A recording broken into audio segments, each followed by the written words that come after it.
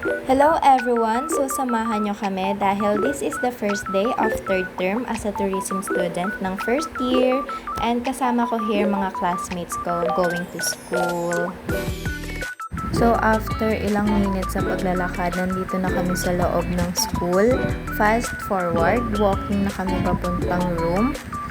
So ayan, nakikita nyo yung actually 5 kami. Asan yung isa? Ay, ayun pala. So, ayan. Papasok na kami sa room. And marami na rin mga students. So, ayan. Nakaupo na kami. And then, yan. While waiting, nagchikahan muna kami. Ay, hi daw. Hi daw, guys. After nang introduce yourself, I'm nag-CR muna kami dahil grabe. Huy!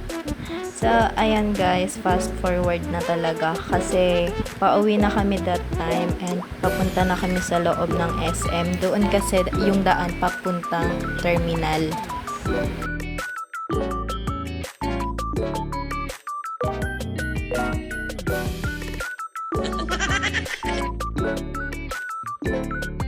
Nandito na kami sa labas ng SM, going na kami sa terminal. So, ayan siya.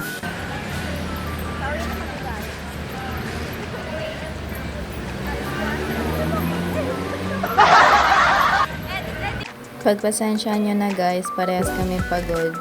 So ayan, mas nauna na sumakay yung classmate ko dahil may aasikasuhin muna ako bago umuwi at pupunta ako ngayon sa Fairview Terraces dahil may gagawin ako at dun na rin ako sasakay mamaya. So ayan, nandito na ako sa overpass at sa tuwing tumadaan ako dito, ang ganda talaga ng view dito sa taas ng overpass ng FB. So ayan, naglalakad pa rin ako. At hindi masyadong mainit kaya okay lang maglakad ng ganitong oras. After 20 minutes ay nasa biyahe na ako. And ayan, malapit na ako dito makababa. So ayan, walking na ako papuntang house. And ayan lang guys, thanks for watching. Bye!